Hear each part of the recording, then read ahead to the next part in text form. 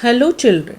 Let us do a quick recap of our last chapter, the Gupta Empire, before starting our new chapter, the era of Harsha.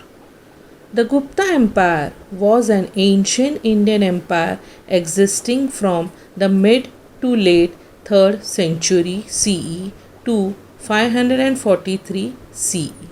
It covered much of the Indian subcontinent.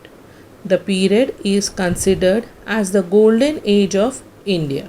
The high point of this period are the great cultural developments which took place primarily during the reign of Chandragupta I, Samudragupta, Chandragupta II, and Kumaragupta.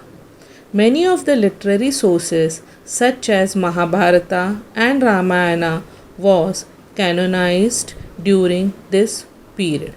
The Gupta period produced scholars such as Kalidasa, Aryabhatta, Varhamira, Charak, Sushruta, and Nagarjuna.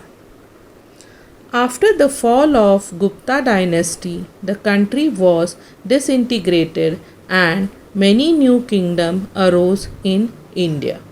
During this time, the Vardhaman dynasty started increasing their power under their first ruler Prabhakar Vardhana, who ruled from 580 CE to 605 CE.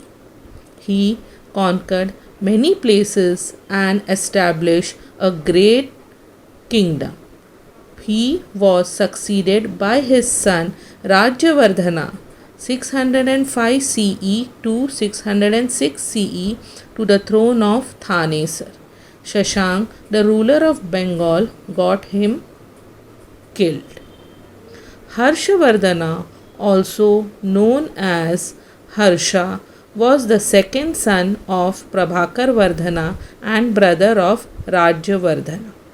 Harsha ascended the throne in 606 CE after death of Rajyavardhana.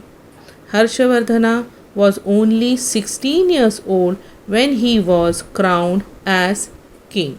He ruled North India from 606 CE to 647 CE, almost 40 to 41 years.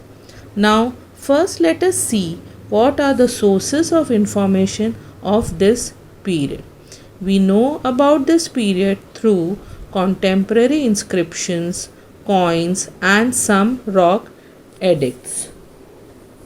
The detailed account of the Chinese pilgrim Huan Sang throw a good deal of light on the political, social, and religious conditions of the time. The Harsha Charitra, written by Banabhatta, who lived at the court of Harsha, is generally recognized as a historical document to throw a flood of light on the political, social, and religious condition of India during his time. Harsha himself was a writer of high standard. His three valuable works named Ratnavali, Priyadarshika, and Nagananda, written in Sanskrit, reveals his literary flair. These books also throw sufficient light on the history of Harsha's period. The Chinese traveler Huan Sang visited India during the period of Emperor Harsha in 630 CE. When he went back to China, he wrote a detailed description of India during the reign of Harsha in his book Sai Yu Ki, or Record of Western Countries. Harsha's conquest. Harsha defeated Shashanka of Bengal and saved his sister, who was kidnapped by Shashanka. He occupied the entire North India, including Bihar, Bengal, and Orissa in the east, conquered Punjab and Sindh in the west, and received title of Emperor of 5 Indies. He also had friendly relationship with the king of Kamarrupa, today part of India, Bhutan, Bangladesh and Nepal and Sri Lanka. The great military achievements of Harsha: the war against Pulikins II, Emperor of Chalukya and Badami. Both the emperor met each other on the bank of Narmada in 620 CE. The war continued for 2 years, but no one won the war. Finally, they came to a treaty and became good friends and returned back their capital to the title of Uttar Patheshwar and Dakshin Patheshwar. Let's see now Harsha's administration. Harsha maintained the administrative setup of his empire on the model of previous great Hindu rulers, mainly the Guptas.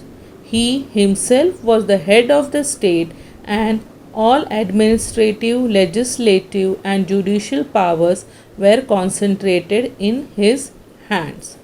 He was also the first commander in chief of his army.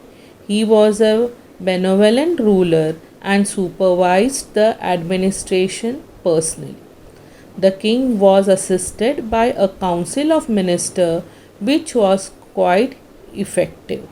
His ministers were known as Sachivs or Amatyas. The empire was divided into provinces known as Bhuktis or Desh, and further into Vishayas, district or Pradesh, for sake of administrative convenience. Uparika was the head of the province. His work was supervised by Uparika Maharaja or Kumar Amatya, who was normally a prince. The village was the smallest unit of administration. There were village panchayats which were headed by Gramik. He looked after needs of the villages. There were other officials also to help the Gramik.